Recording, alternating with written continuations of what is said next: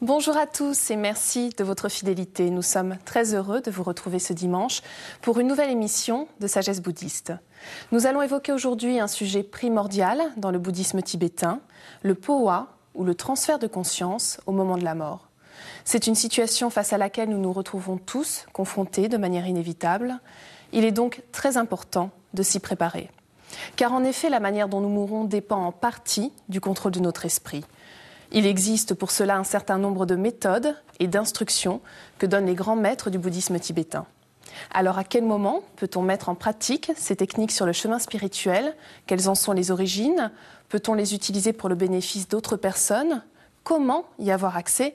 J'ai l'honneur de recevoir, pour en parler avec nous, son éminence, Ayang Rinpoché. Ayang Rinpoché, bonjour. Vous appartenez à la lignée Drikung Kagyu, qui fait elle-même partie des 4 écoles principales du bouddhisme tibétain. Vous êtes l'un des plus grands maîtres du powa. Vous avez créé une fondation il y a 21 ans aux États-Unis, la fondation Amitabha, qui se donne 2 grandes missions, enseigner les textes classiques avec la pratique et aider ceux qui sont dans le besoin. Alors je précise que vous êtes particulièrement actif en Inde du Sud, où vous venez en aide à la communauté vivant en exil dans cette région, qui regroupe environ 50 000 Tibétains en exil, dont de très nombreux enfants. Vous parcourez également le monde entier et vous vous rendez chaque année en France où vous donnez des enseignements. Merci beaucoup d'être avec nous, Ayang Rinpoché. Alors, pour commencer cette émission, j'aimerais que vous nous précisiez ce que représente la mort dans le bouddhisme et plus particulièrement le bouddhisme tibétain. La mort dans le bouddhisme est tout simplement, au niveau ordinaire, l'événement qui se produit lorsque viennent à se séparer et le corps et l'esprit, mais sur un plan ultime, en fait, on ne peut pas prétendre qu'il y ait quoi que ce soit qui meurt, surtout pour ce qui est de la conscience ou de l'esprit, puisque celui-ci va se retrouver existant dans un autre corps qui sera celui à travers duquel se produira la vie à venir. Donc le fait que le principe conscient puisse même à certains moments se souvenir de ce que fut son existence passée est le signe évident qu'au niveau ultime, au niveau profond, il n'y ait pas véritablement de mort, tout du moins pour ce qui est de la conscience ou de l'esprit. Que se passe-t-il au niveau de la conscience, Rinpoché, pour un être ordinaire? Où est transférée cette conscience?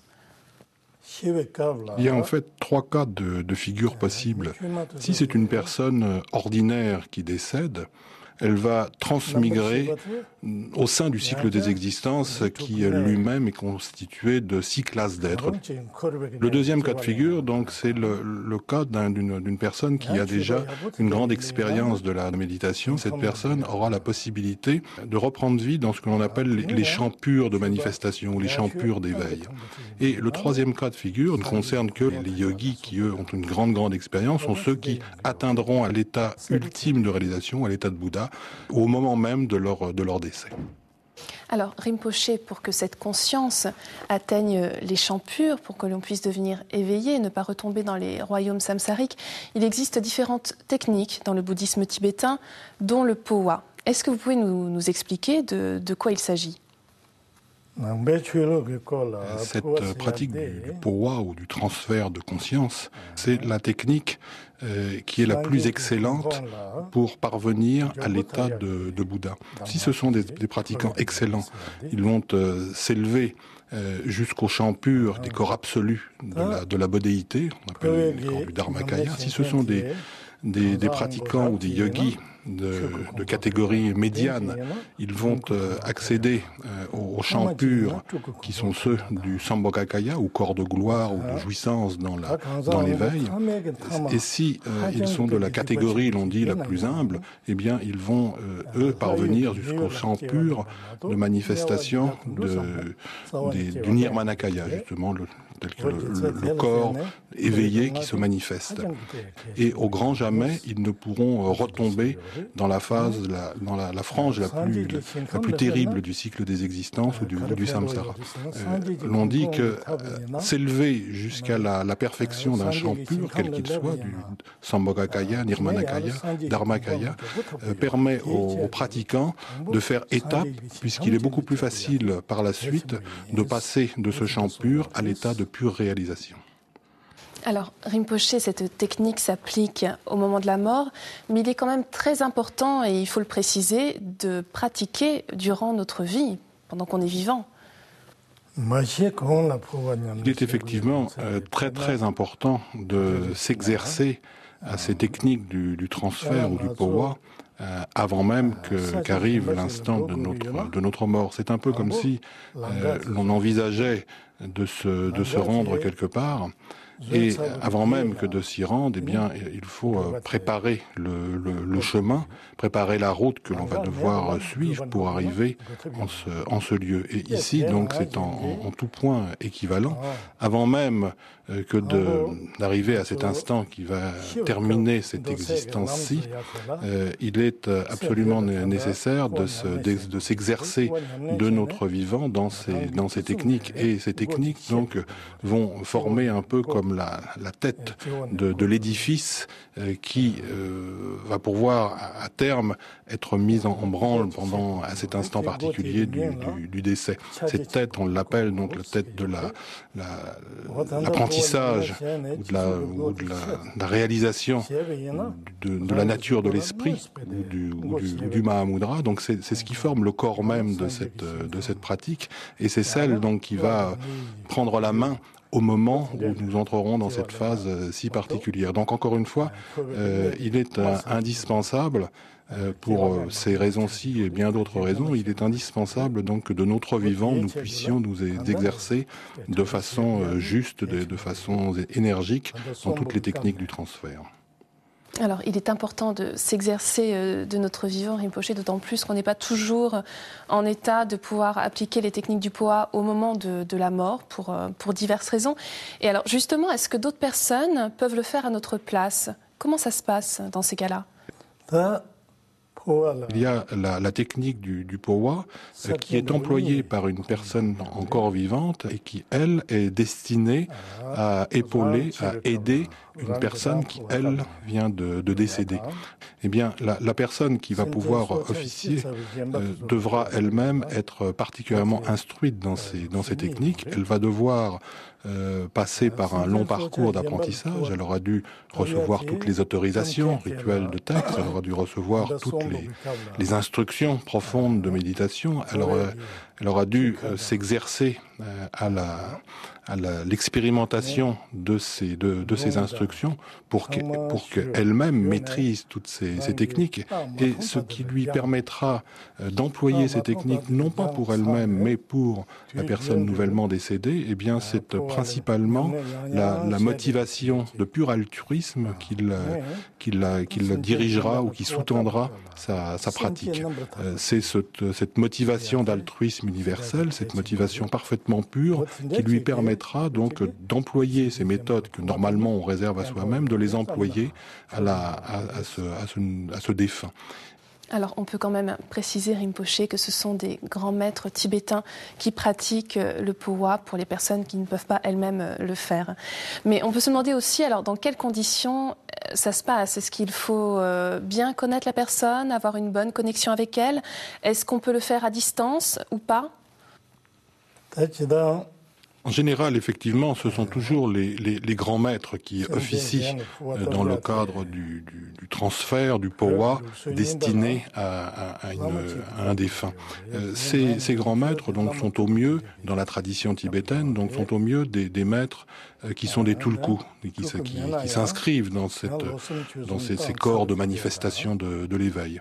Sinon, toute personne qui a suffisamment de capacité, suffisamment d'expérience pour pratiquer ces rituels, eh bien, peut effectivement le faire. Ce qui est le plus important, encore une fois, c'est que lorsque ce rituel est fait à destination d'une tierce personne, il est indispensable que celui qui va officier, eh bien, puisse être lui-même dans un état qui ne soit pas tourné vers lui-même, uniquement vers lui-même, il faut qu'il ait une motivation d'altruisme la plus large qui soit. Et cet altruisme, c'est quoi? Eh bien, c'est d'agir, non pas pour que l'action produite ait un retentissement touchant uniquement celui qui agit, mais qu'au contraire, cette action puisse être, au final, presque salvatrice à l'égard de celui vers laquelle elle se destine, cette action. Maintenant, à savoir si le défunt doit être proche de celui qui mène le rituel ou la pratique, eh bien, effectivement, dans la tradition tibétaine, il était préférable, on disait qu'il était préférable que le défunt soit présent, la dépouille soit présente. Pourquoi? Parce que, en même temps, ça avait une fonction un peu culturelle et sociale. Ça permettait d'alléger un petit peu la peine de la famille qui restait, que de voir les lamas, qui étaient fortement ancrés dans la culture tibétaine, eh bien, être présentes dans le foyer et mener les rituels. Mais à un tel niveau, en fait, au niveau de cette volatilité de la conscience ou de l'esprit, il n'est plus véritablement de question de lointain ou de proche. Même, on dit même si l'officiant ne connaît pas le nom de la personne décédée, eh bien, il peut néanmoins faire ce rituel, produire ce rituel. S'il connaît le nom de la personne décédée, bien évidemment, dans le rituel, il inclut pratiquement le patronyme, l'appellation de la personne décédée, mais dans tous ces cas de figure, de loin, de proche, de connu, d'inconnu, peu importe, dès lors que la personne qui officie est parfaitement maître des techniques et dès lors qu'elle est animée par cette volonté unique et globale d'être utile à ceux envers qui il destine ce rituel. Rinpoche, vous l'avez tout à l'heure évoqué rapidement, mais pour terminer cette émission, j'aimerais qu'on revienne sur les dangers si on pratique mal Powa, qu'on mette en garde les téléspectateurs. Parce qu'en fait, si on le fait trop souvent ou dans de mauvaises conditions, cela peut avoir de graves conséquences. En général, on peut dire que la pratique de Powa ou du transfert de conscience est une pratique qui s'inscrit dans la voie profonde du Vajrayana. Et comme toute pratique dans le Vajrayana, il est nécessaire, avant même que de pouvoir s'y exercer, il est nécessaire d'avoir reçu 3 transmissions. Il y a la transmission de pouvoir ou l'initiation pour faire une telle pratique.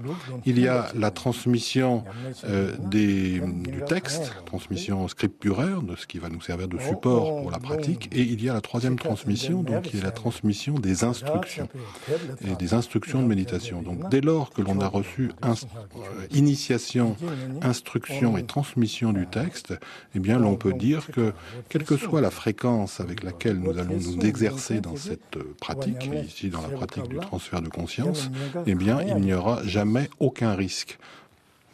Ayang Rinpoche, je rappelle que vous venez régulièrement en France dispenser des enseignements sur le Powa. Je vous remercie infiniment d'avoir été avec nous aujourd'hui. Si vous souhaitez en savoir plus, voici quelques ouvrages que nous vous conseillons. Tout d'abord, Powa, le transfert de la conscience, de Shakdut Kadro, chez Claire Lumière. L'épouse du Shakdut Rinpoche, un des plus grands maîtres de l'école Nyingpa, nous expose la méthode d'apprentissage du Powa, ainsi que son application au moment de la mort, tant pour soi-même que pour les autres. Le livre tibétain des morts, publié chez Dervy, un incontournable classique, illustré de manière inédite et enrichi d'un certain nombre de commentaires. Je vous rappelle que le Bardo Todol, ou livre tibétain des morts, est un texte du bouddhisme tibétain décrivant les états de conscience et les perceptions se succédant pendant la période qui s'étend de la mort à la Renaissance.